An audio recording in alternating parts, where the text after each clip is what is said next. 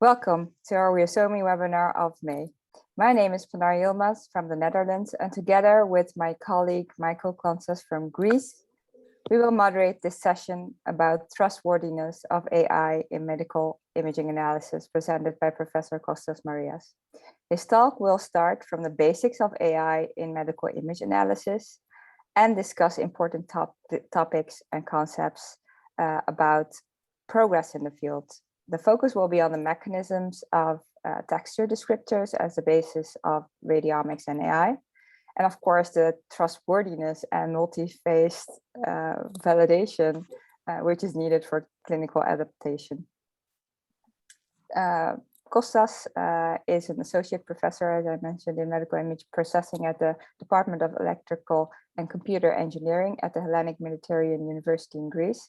And he is head and founder of the Computational Biomedicine Laboratory at Ford ICS. Furthermore, he served as principal researcher at this institute and also worked as a medical image analysis research assistant at the University of Oxford. He received his PhD in medical image analysis and medical physics from UCL and worked jointly with the University of Oxford. Furthermore, he coordinated projects on cancer modeling and he's very active in several other projects which still focus on cancer image analysis.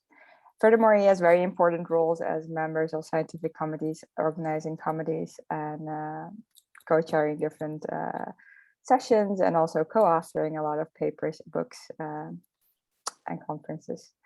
So for now, Kostas, the floor is yours. Thank you, Pinar, and thank you, Michalis, for both of you for organizing this talk and for this very honorable invitation. So I will start right away. I have a lot of material, and as you see, the title is about trustworthy AI in medical imaging.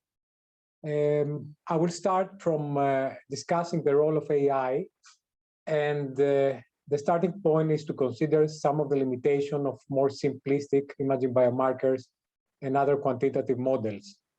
I will stress the need for objective descriptors of image contents and explain the basics of texture radiomics and deep learning. And I will present some examples of research, some of our own research in the field of medical image analysis. And of course, last but not least, talk about trust and explainable AI. The reason I feel that going through all these topics will give us a much better insight if we comparing to going straight away to trustworthiness issues. So let's start with what I call the AI expectation. And you can understand by looking at the news that there is a gap from what we see in newsletters or publications and clinical reality. And of course, we can argue that this gap is related to the actual performance and robustness of the algorithms, but I would say more importantly on clinical adoption and trust. And this trust is a major challenge and towards maximizing the benefits for patients in the context of precision medicine. So let's see how we can get there. Of course, there are hopes and there is initial impact, hopefully in many levels. Today, of course, we will be focusing on medical image processing. But generally, we can say that we expect AI to help clinicians towards rapid, precise image interpretation, but also health systems to improve their workflows and their ability to reduce errors. And at the same time, patients, enable them and make them more empowered to use their own data via AI applications to promote their health. So all these are to be seen. So the idea of using AI starts from current reality. And we all know that sometimes we speak about very advanced algorithms, but in clinical reality, very simple measures are being used and very simple metrics and measurement systems, like one-dimensional or two-dimensional areas. So such systems, we all know that while they're extremely useful and have been used for decades, they are prone to we can say to intra-observer variability. And of course, they are limited in some cases, especially, for example, if we are considering new oncology therapies, such as targeted therapies, immunotherapies, or topical therapies. It's not always about, we can say in simplistic terms, it's not always about the size of the lesion, it's also about the appearance. That's why we need texture and shape features, because they are more promising in describing the actual content of a particular image area. And they can characterize changes in appearance, especially in non-conventional therapies. So the idea to use texture and shape for the more precise, we could say, metrics of appearance and change in radiology and oncology has been a central motivation for radiomics. But it's not only these simplistic measures that have problems. We know, and this is we've been working in our lab here at Ford for many years with semi-quantitative biomarkers in collaborations with clinicians, and we've seen, and this is an old slide from the time we were producing software for DC-MRI analysis, that there was a lot of variability, and the reasons why people could not, let's say, use measurements such as K-trans in large-scale studies was exactly this variability. And this bias came from different reasons. In this particular slide, we used different arterial input function, and you can see how much it changes the appearance of this and the value of this particular marker across a region of interest. So there are problems, and we're hoping that. And of course, we are quoting here Philippe Lamban, who is one of the pioneers in radiomics. And we're hoping to get over qualitative and semi-subjective assessment by extracting a large number of features. And some of these features come from techniques that have been in image processing for many decades. And one of them is the gray-level coherence matrix that was introduced in the 70s. And actually, in this technique, in contrast to what we can say the standard histogram, we can see the statistics of intensity changes in particular directions and pixels.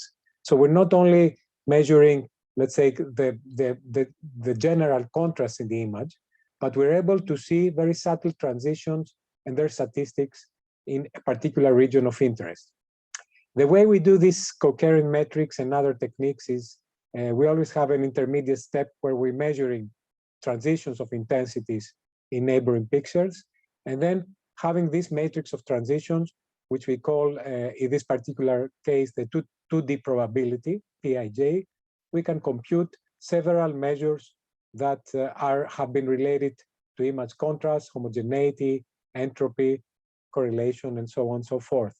And of course, we've seen in practice and throughout the experimental examples that a lot of these measures are complementary. So we might have higher homogeneity and less entropy in a pair of images. And this complementary nature has been exploited in the context of radiomics. So assuming that we use this method and other methods to characterize the actual texture in the image, the actual, let's say, appearance, we can compute a huge number of features and then generate models which can infer diagnostic, let's say, decisions with much more accuracy. So the radiomics refers to the extraction of a large number of features, usually texture and shape, from medical images, using advanced multi-scale image processing techniques. Of course, multi-scale techniques are necessary because they provide us with these measures under different frequency content. And this is very important for these features to be successful across heterogeneous data sets. So it has been kind of a revolutionary process, allowing people to derive predictive models correlating imaging phenotype with underlying pathophysiology. And you've seen this paper from Philippe Lamban, which is a milestone. The transforming these measurements can transform, let's say, images over time into more quantitative descriptors. And we hope that we can get more subtle pattern information from these descriptions and create models that can give us more precise information about the biology of the tumor, for example, in different time points. And it turned out that we can do much more than that. We can even correlate imaging phenotype with different levels of matter.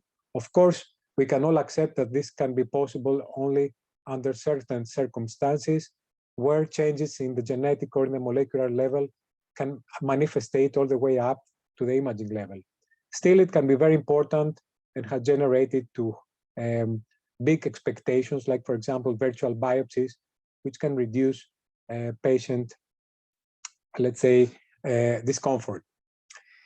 So with radiogenomics, we seek to discover correlations between the imaging phenotype and the genetic and molecular background of a particular pathology. For example, correlating lung lesions, lung nodules with EGFR expression. Of course, all of that would not have been possible if we didn't have a lot of progress from the technology standpoint, from good old-fashioned AI to machine and deep learning, which we will explain in a second. And usually machine learning refers to the feature extraction from particular regions in the image, can be, for example, from nodules. And then we apply a lot of pre-processing and techniques such as feature reduction in order to classify a new region into two or more categories. So this been kind of this been expanding to pattern recognition techniques with more advanced mathematical tools. But on the other hand, we over the last years, we have more automated frameworks, like, for example, deep learning, where it's an end-to-end process. There is no need for handcrafted, let's say, feature extraction.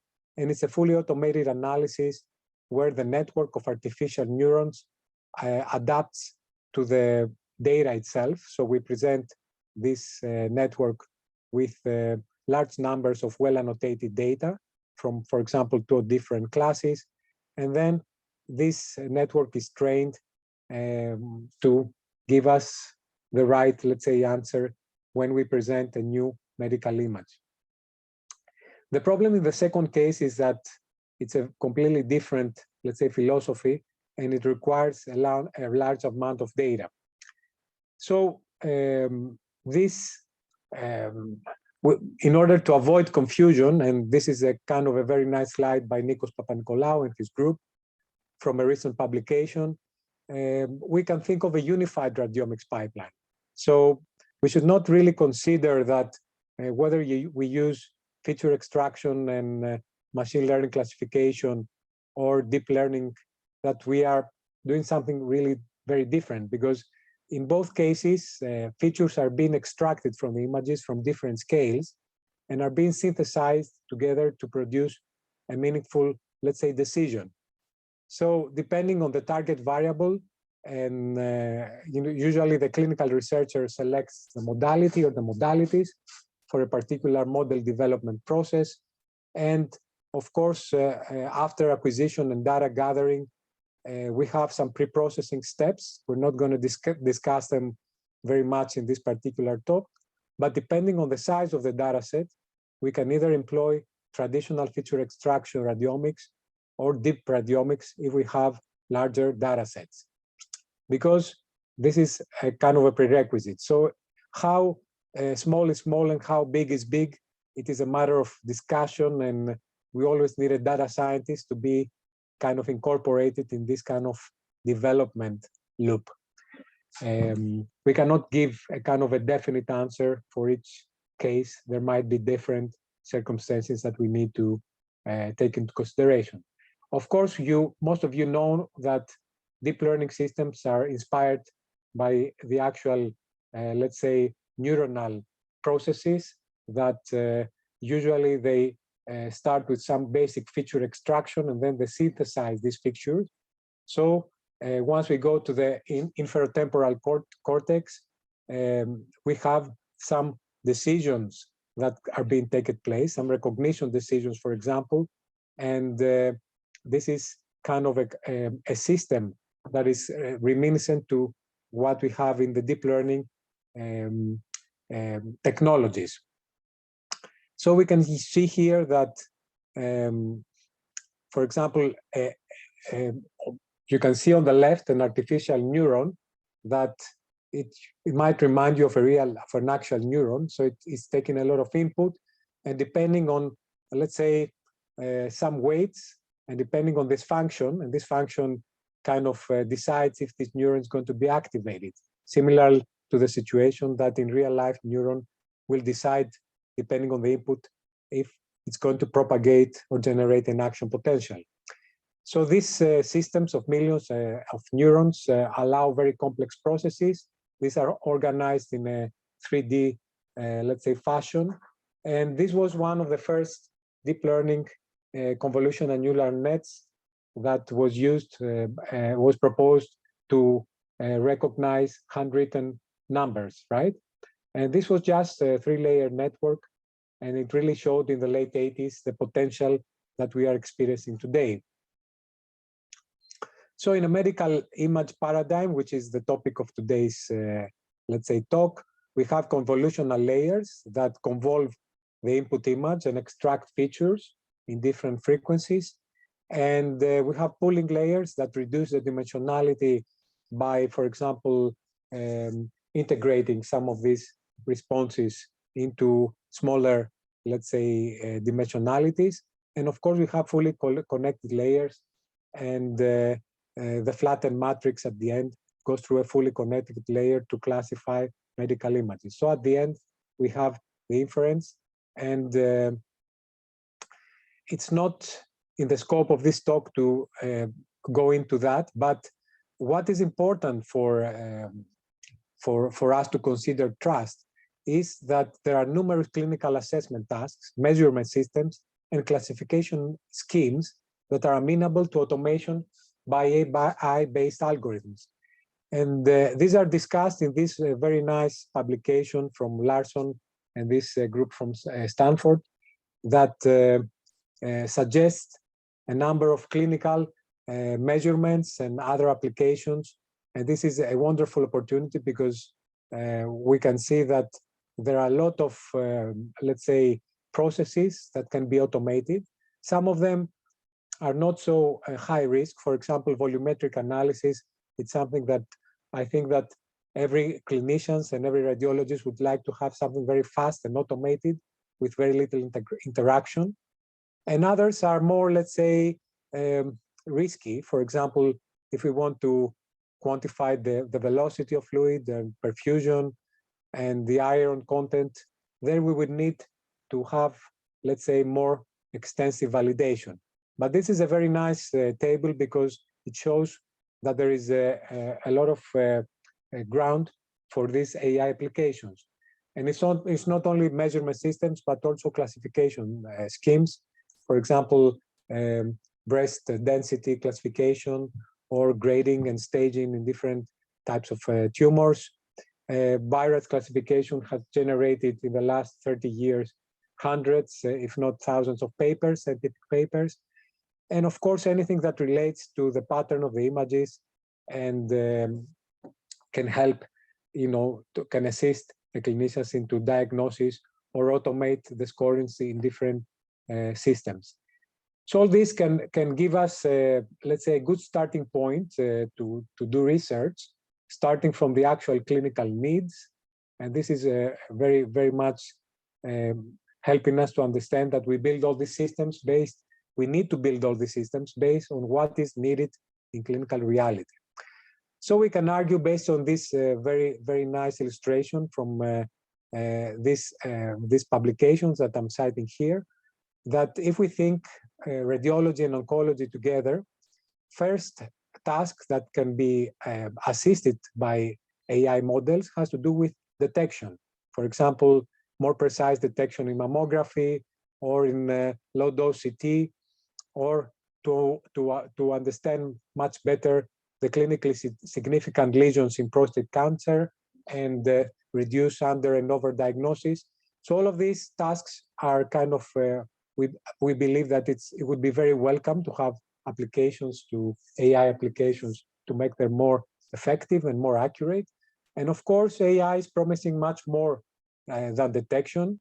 So it's promising also segmentation of a lesion, classification of a lesion, staging, and correlation of a lesion as, for example, a lung nodule to imaging, to genotyping, to genetic information, for example, KRAS or EGFR. And of course, it is very interesting to consider that this automated analysis will help to monitor the patient and to discover changes over time, whether it's related to a particular therapy or a follow-up. However, to achieve this, there is a need for large and diverse data sets, for models to generalize well and become invariant to real-world conditions. So not very often we have huge data sets, and one of the, let's say, weapons to remedy that is transfer learning. And while we have the option to train from scratch, we can use a model that's been trained, for example, in real-world images like ImageNet or LarixNet, and then with some adaptation, create a model for a particular medical imaging application where we have limited data sets. Of course, we can have a kind of a hybrid approach. We can use transfer learning as a feature extractor, for example, off-the-shelf deep feature extractor. So we use this model to extract features from our medical images, and then we follow a more traditional machine learning pipeline, for example, using support vector machines. So there are opportunities for AI also for rare diseases where we don't have a plethora of, let's say, data to use for these data-hungry algorithms. And we have a lot of very nice clinically oriented applications and papers. And I have just here selected just a few. For example, we can use a preprocessing technique to segment the region of the breast from MRI. And this is always a very good idea. So if we want to develop a deep learning algorithm, if we can focus to the organ or to the organ of interest and let's say get rid of some background information for this classification task, it's been kind of, it's a very good help for the robustness of the algorithm. So here we have a very good and reliable extractor of the breast from MRI. And by using it and in this particular architecture, deep learning architecture, they have a very good score for detecting and classifying breast cancers from MRI. In B, you can see in the big column, you can see also the attention maps, which I'm going to discuss a bit further. And this is a kind of a very good explainability mechanism, because you know that deep learning is kind of a, by design, a black box, let's say, tool. We don't have, let's say, it's not really a transparent technique, right? So we don't know, we cannot always tell how decisions are being made. And we also have very interesting examples in lung nodule segmentations, which they follow very well the annotations from the experts, and very promising techniques using deep learning to denoise, for example, low-dose computed tomography. And if we denoise and create more better images using low-dose CT, maybe we can encourage their wider use in, for example, for lung cancer screening. So that's also very important. There are other applications that I would consider higher risk, and one of them is data synthesis. So in this paper, they claim that they can synthesize CT from, PET from CT images and some, let's say, annotations from the regions of high uptake. Before we completely disregard this possibility, take a look at this portrait. And this portrait is not a real person. It's been generated by a style gun. So we can at least believe that if we can do that for human faces, we can at least hope that in the future we could generate a lot of, let's say, synthetic data that it's realistic. And this has to be, of course, be approved and validated by expert radiologists. However, in this particular case, the stake is higher, so we're interested to go from one modality to another for many reasons that you can understand. We can do that to reduce, let's say, toxicity due to, let's say, ionizing radiation, or if we don't have particular facilities in one site, we can use a transformer technique like this one to go from one modality to the other. In this case, we just use a label and the CT images, and this particular transformer is trained from PET-CT images, and it's a good idea, but we have to see if we can go that far and what kind of validation should be kind of involved in this case. There are other techniques that are less risky, and I found them very interesting, like super resolution techniques. So we can create a better resolution. In this case, we go from anisotropic to isotropic resolution.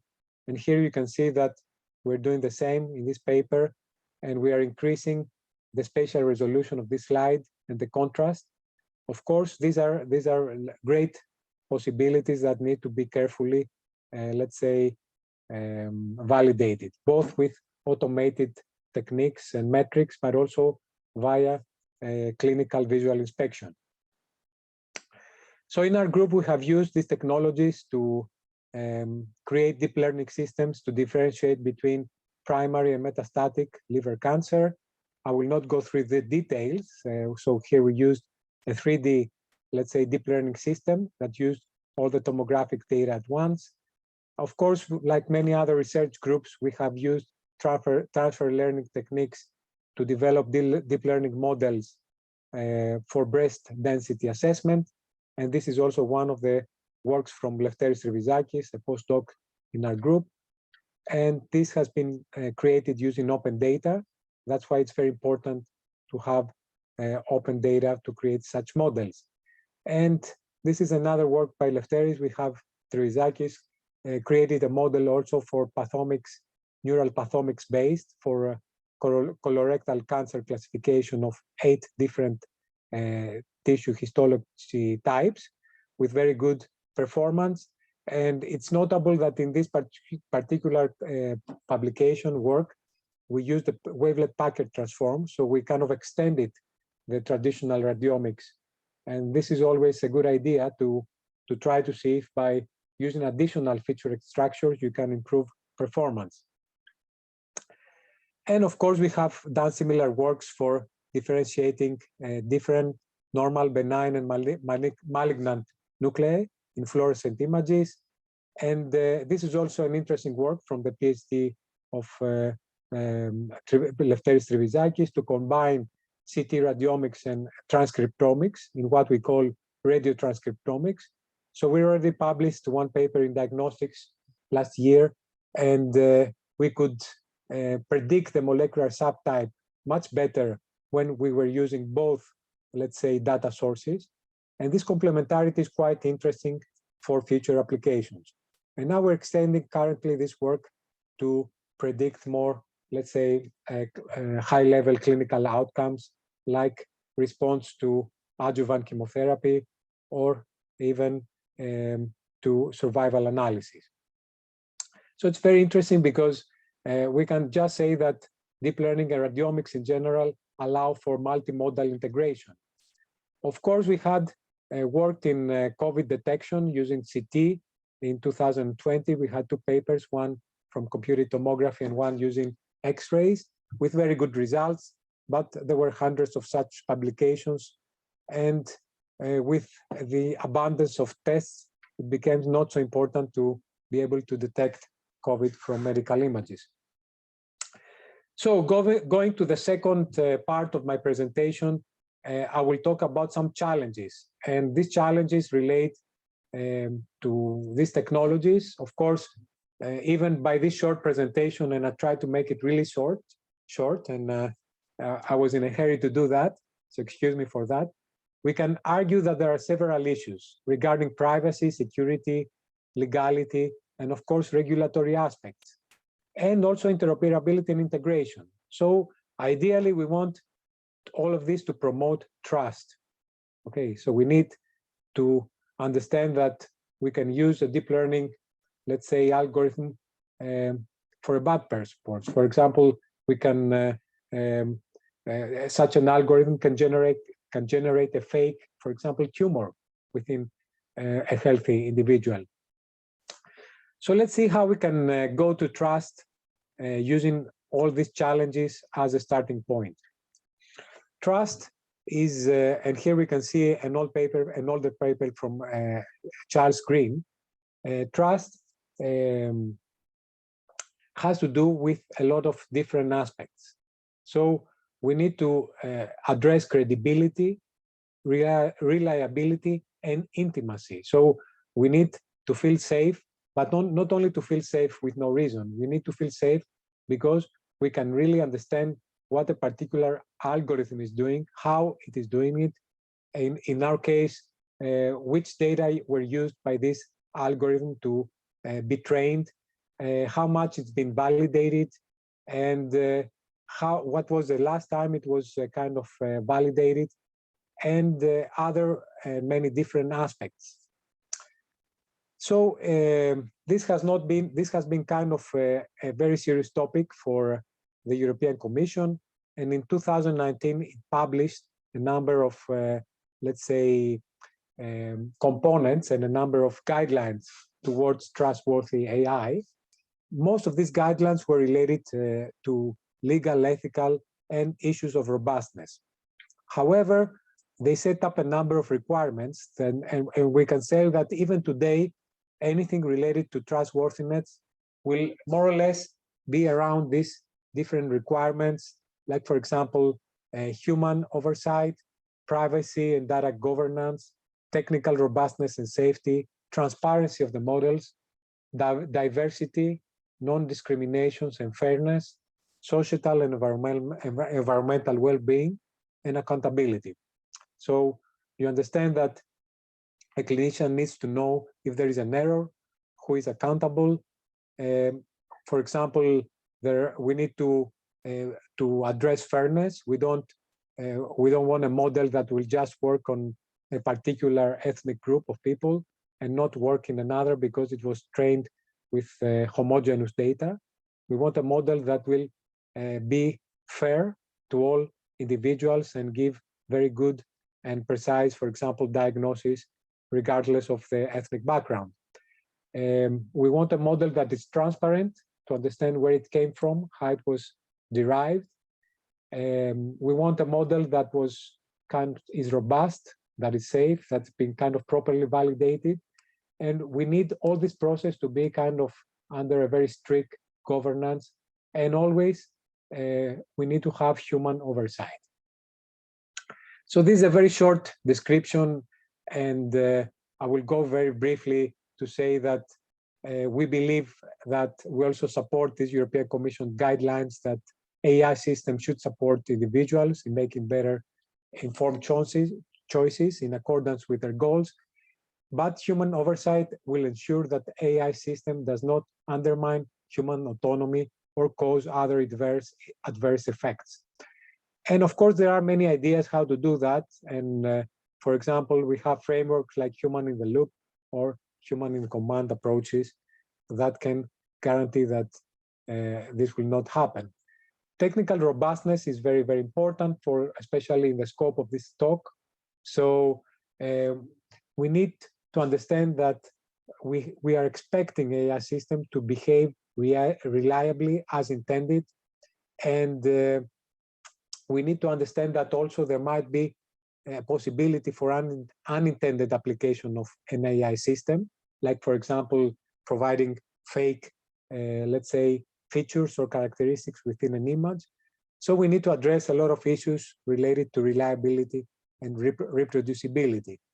And there are many papers that have addressed the technical robustness and safety, and this is one of them, where we can see very nice definitions about reproducibility, referring to metrics with a stable signal across multiple and different scanners, robustness being defined as metrics with a stable signal across multiple imaging settings, and of course repeatability regarding to metrics, for example, radiomics, with a stable signal across different time points. So this gives us an idea that it's much more complicated than we can think. We talk about it in a couple of words, but it entails a lot of, let's say, research, considering how much diversity exists between different hospital scanners, protocols, and human operators. So there are many guidelines, especially in this paper, how to get there, how to go to more reproducible and robust and repeatable radiomic metrics. And these are very important for generating new models. We said before that privacy and data governance is very, very important. So trust, this is very much related to trust, so that the whole process, the whole environment will not be used unlawfully. And of course, data protocols and the processes are all very important to address quality and integrity through all these steps of developing and validating models. Transparency is also very much of a necessity in this process, and it has a lot of, let's say, technical dimensions. So for us, biomedical engineers, this is one of the most important aspects, because we need to put a lot of work and effort towards traceability of data sets and processes, models, explainability, and communication mechanisms between the user and the AI system. Of course, trust and explainability become much more, let's say, demanding as we increase the level of automation. So as we said before, if we have no automations or let's say partial automation, or if we have kind of low risk processes, like for example, volumetry, trust is, of course, it needs to be there, but it's not becoming as critical as in the case we choose in the future to go to very high automation or even to full automation in some diagnostic processes, for example. And I don't believe that we will get there, not in our lifetime, but you can imagine that if we think in the future of an AI algorithm being the sole interpreter of a medical image, that would need to have a lot of trust. We're definitely not going to get there anytime soon. So trust depends, of course, on the level of clinical application and the level of automation. Explainability is very much, let's say, a critical task, but it's been kind of there is a kind of a misfortune in the world of AI, that once we started using more advanced techniques, going from, let's say, rule-based learning and linear regression to SVM or deep learning, it turned out that while the accuracy was higher, the interpretability became, let's say, more poor. And the reason for that lies, of course, in the complexity of these techniques, the mathematical complexity, and the lack of transparency by design. So we need, in the future, to make things more interpretable, we need not to sacrifice, of course, the accuracy, but in parallel to increase the interpretability of these models. So, of course, this is something that is being currently heavily investigated, and there are many different, let's say, frameworks that can be used by design and can be model specific, or can be used after the development of the model, either being model agnostic or model specific again. And many different techniques are arising, and they can be global or local, and they can provide some explanatory mechanisms for the clinicians. Visual attention is one of these explanatory mechanisms. For example, this is an image of the activation of a neural net, and we know that the algorithm is focusing on the left middle zone of the lungs, but we're not sure what it's really focusing at. Is it the heart border, the lung, some textural component that is not visible to the human eye? So these attention maps, they've been used for a couple of years, and we were kind of used them. We had this publication that really got a lot of attention, not just because we kind of deployed a model for COVID detection early in 2020. But it was not only about performance of the model. We also asked expert radiologists working on COVID detection to examine these attention maps and score the relevance to the actual, let's say, clinical workout. So this way we combine not only performance of the in terms of classification of having COVID or not, but we also scored the, let's say, the value of these attention maps and how much a clinician would trust this model by seeing, by having a, let's say, an insight of what really this model is focusing at in a large number of images. So the radiologists did the scoring, and it was a very tedious process, but I think it's worth it because really this publication got a lot of attention. And we have other, let's say, visual mechanisms that we haven't really proposed yet to clinical practice. But for example, if you see here this, let's say, tentative idea from Dr. Trivizakis, who is about to finish his PhD in our group. And he has noticed that the feature maps from the last convolutional layer, they look pretty different in different classes of images. So you can see how the last convolutional layer, the activation looks in a dense breast and in a fatty breast. And we realized that the same difference in patterns in this visualizing this last convolutional layer is quite different in other works that we did in our group. For example, we did a neural net for classifying neutral and stressful people depending on their visual appearance. And of course, as we said before, liver, primary, and metastatic cancer. So these inner activations could also be something that radiologists and oncologists and other clinicians could look at in the future so as to understand if they could trust the decisions of these models.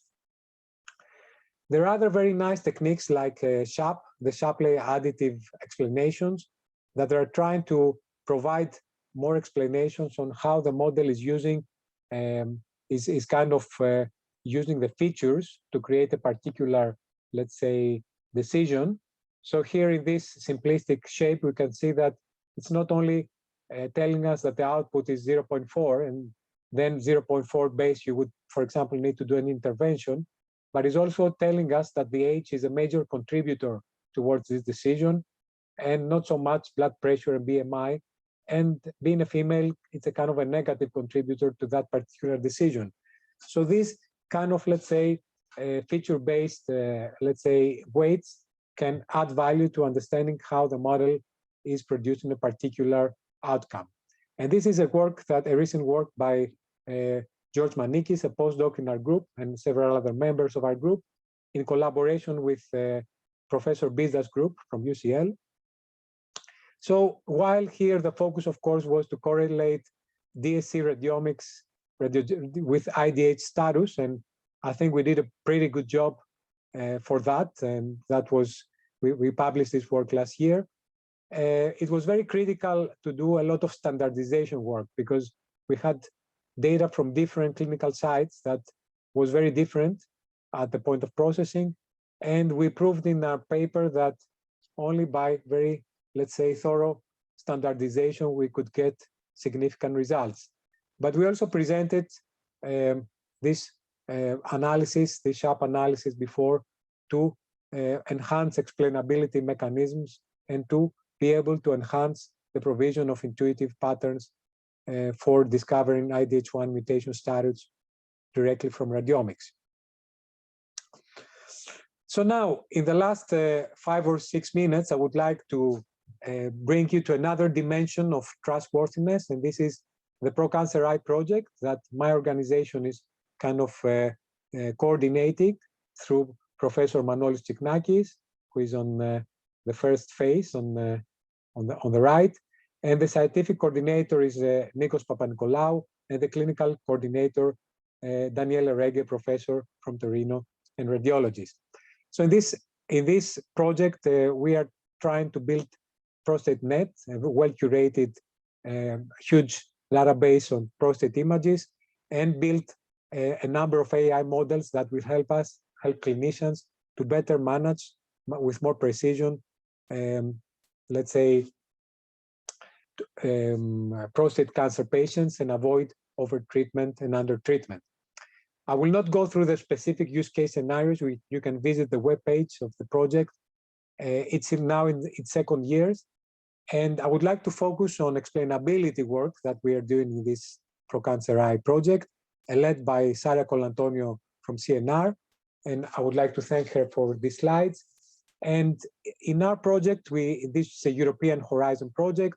We are considering all the regulations, as we said before, from Europe, and also considering that the more we have a high risk, let's say, application, the more we need to consider a lot issues about trust. ProCancer AI, together with 4 other projects that have been funded by the European Commission, and they are related to AI and medical image analysis, has developed a community, the Future AI community, and I would like to acknowledge the work of Karim Lekadir, who led this effort. And this is creating a best practices for trustworthy AI in medical images analysis. And this has to do with fairness, universality, traceability, usability, robustness, and explainability. And you can visit the futureai.eu website to see what is going on, because currently we are extending the initial white paper that we published as a white paper last year, but now we are getting a lot of feedback from experts, and we are kind of extending this work.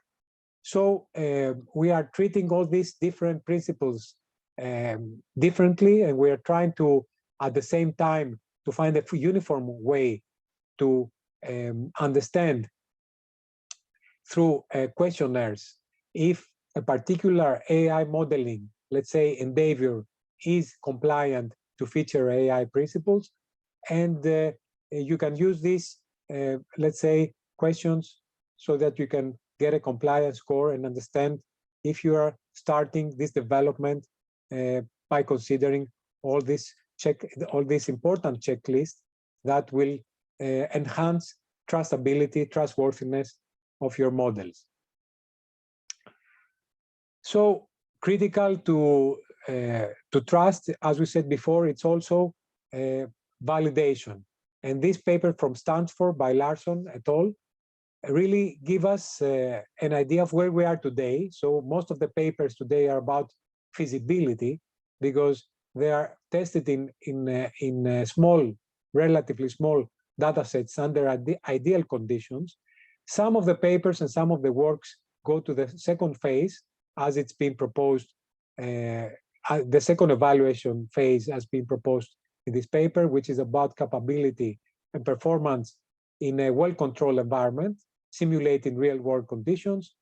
But very few started going to the other 2 phases of evaluation, namely effectiveness and durability. Effectiveness having to do with real-world performance, for example, within a very busy clinic, and durability, how this performance is being, let's say, doing after some time, and how learning is improved, or the effectiveness of the model is downgraded after some time. For technological tools, explainability, robustness, and traceability are very important. We already mentioned a lot of explainability mechanisms. Robustness is also about introducing uncertainty in the models, and very few people are working in this area, and something that we should give special focus in the next years. So we want a model not only to inform us about the performance, but how uncertain it can be if, for example, data for a particular patient is incomplete or the quality is not very good. And of course, traceability mechanisms. So in ProCancer AI, we are defining metadata for each of the stages of data collection, curation, learning, preparation, and model development. And we hope very soon to have this, what we call the AI model passport ready. And this is a kind of a guarantee that whoever, being a clinician or a clinical researcher, uses this model will have a lot of information on where this model, if it's a vendor-specific model, for example, for a particular vendor, if it's what it's made for. In this case, for example, for classifying cancer aggressiveness in prostate cancer, what kind of data has this model used to be trained? When was the last time it was trained? And so on and so forth. So this passport, we hope that will generate more trust for the clinical user. So I would like to go to the conclusions and the take-home messages. Of course, we've seen, and I hope now you can appreciate why I started from the beginning, even if I was in the rush, that AI medical imaging systems are very promising, especially in the context of precision medicine. Of course, their effectiveness is often limited by their inability to explain their decision in an understandable way. Of course, we discussed that depending on the degree of automation, trust issues need to be addressed. And of course, the more automated the process is, the more need for trustworthiness in AI models. We need to understand better how trustworthiness can be achieved via regulatory, ethical, legal, and technological advances. Today, we saw some of these advances, but we also need to consider that trust is also a subjective issue, so we need to be prepared for a lot of challenges in the future. We also discussed some of the major European projects at this point in time, and future AI being kind of driven from this project is an important initiative to promote trustworthiness. And of course, co-design of medical image analysis AI systems could add trust, but this is something that is still in its infancy. So I would like to thank all from my collaborators, and I would also like to thank Grigoris Kaliatakis, who is a new member of the lab, a new postdoc, along with Efteris Rivizakis, George Manikis, Giorgos Ioannidis, Katerina Niforaki, Kostas Panakis, Nikos Chiknakis, and of course Nikos Papanikolaou, and all our clinical collaborators. I'm happy that Professor Dr. Klodjas is one of them, and I really thank you for being here today, and I'm looking forward to a discussion of the next 10 minutes or so. So thank you very much for listening, and now this presentation, this seminar is open to questions and discussion. Thank you very much, Kostas. This was a great talk, thought-provoking. Lots of things to discuss, and there are some questions in the chat, and I think that it was long for a reason, because the topic needed a good introduction in the beginning for us to understand why all these trustworthiness issues are important. Let me just start with the first question, which is in GAN-based data translation approaches, is there any way to be sure that the neural network is not making things up? If your dataset has a lot of lesions, maybe the GAN will put a lesion even if there are none. You mean in providing synthetic data? Yeah, I guess that the question is that if the GAN creates something new in the image that does not exist, can we find a way to solve this problem, to make sure that the GAN does not create artificial things that should not be there? Well, yeah, I mean, we have a PhD student now that is very much expert in GAN, so I'm not really an expert, but let's think about why we need synthetic images, right? I don't think that, I mean, the first goal that is about synthetic images is to increase our data space. So if we have, let's say, if considering the GDPR limitations, especially in Europe, and considering also that models are data hungry, the first thing is that we need is more realistic data. I think this is something that we can achieve. Of course, we can have a realistic anatomy, but if I get your question, it would be hard to show that, for example, if we generate a tumor, that this would be a kind of a realistic tumor. Or if we create a pathology in the musculoskeletal system that you're an expert, that this is something realistic. This is something that you could really find throughout the variability in clinical practice. So I think that, I believe that this part is possible, but it can only be done in the beginning if you have an expert checking all these images visually and confirming that that these images are both, let's say, anatomically and functionally realistic. It turns out, however, that many models perform better with using synthetic images. So if we would stop there, that maybe we wouldn't need to do exhaustive validations. But if we are looking to transform, let's say, MRI to PET or CT to PET, that will need a lot of work, and that will really need medical physicists and clinicians to be involved from day one, because we have different energies involved. So it's much more than creating artificial portraits of humans, right? It's about different energies and different physics involved. So all of these are kind of, I would say, great expectations at the moment, but we need to consider them carefully and, of course, include as many clinicians in the loop as possible. That's a nice message, especially from the point of the clinician, I would say. Yeah, I would say that's a great way to summarize how we should work together. So we have a few more questions. How far are we from a fully automated medical pipeline? May standardization play an important role? Standardization, yeah. Well, that's kind of a regulatory, that entails sort of regulatory issues. I would say that currently, at least in my understanding, there is no, and I mean, I would have never commit to work in this particular area if the scope was to replace clinicians. I think that was, that is still a kind of a science fiction issue that nobody really believes it will happen, not at least in our lifetime. On the other hand, fully automation, again, I would answer, it's going to happen. It can happen. I mean, the design of this algorithm is to be automated. So in a way, they are automated by design, but it is not. So automation is I would say, is something that we should take for granted.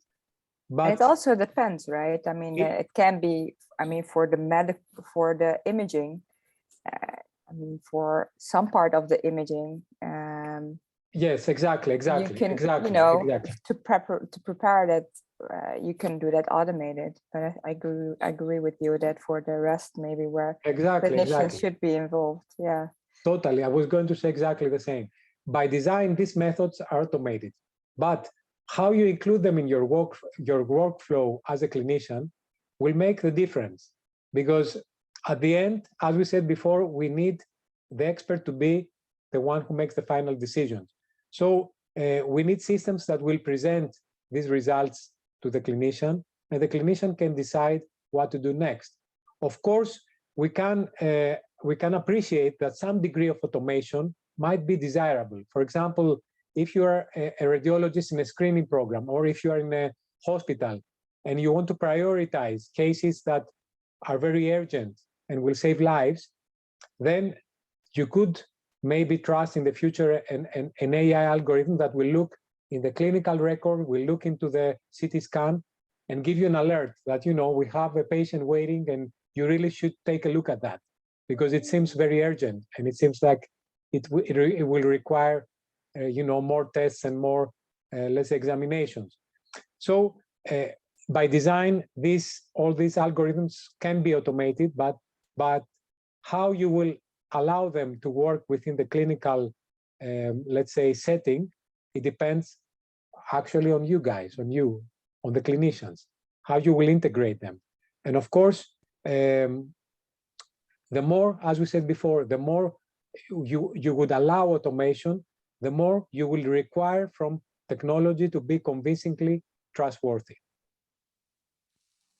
I guess allowing automation is the only way to test these systems. If we are hesitant and reluctant in incorporating them in clinical practice, nothing will happen in the end. It's impossible to test them in real life otherwise. Yep.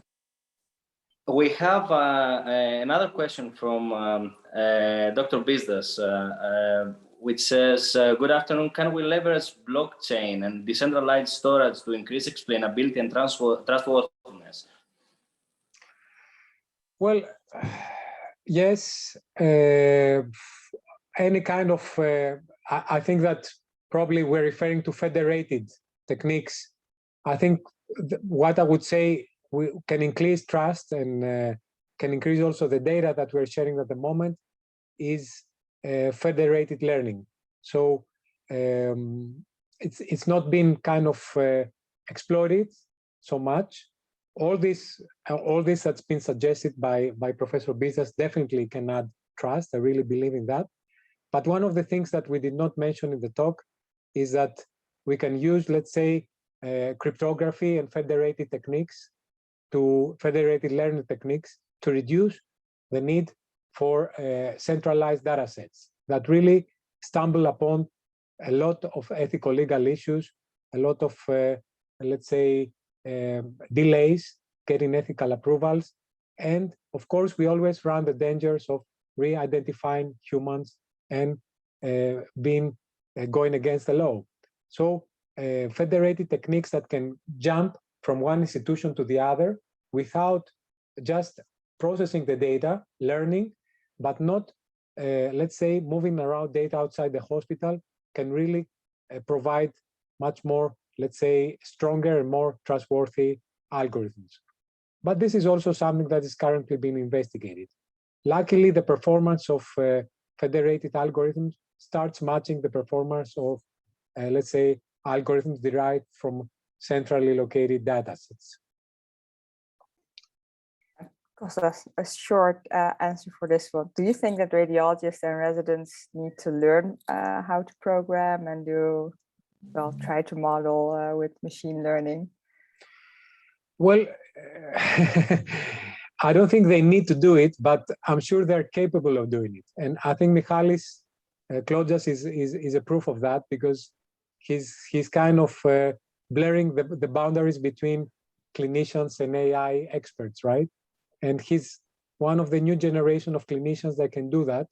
And I really had no doubt that clinicians can do it. I mean, even in the 90s, I had colleagues, clinical colleagues, that they were excellent programmers, even better than engineers. So I have no, let's say, hesitations to say that it's not mandatory, but we will be this line between, let's say, clinical experts and AI experts, data scientists, will be kind of become blurred in the future. Improving the collaboration, I think, for both sides. Yeah. It's a matter of having a multidisciplinary team in general. I don't think that there should be boundaries should exist. Yes, I agree. Definitely, yes. I think there is another question,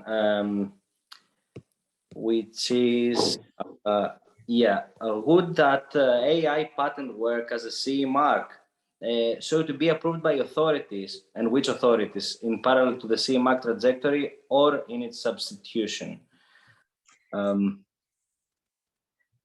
Patent being basically AI, is it important to have it CE marked?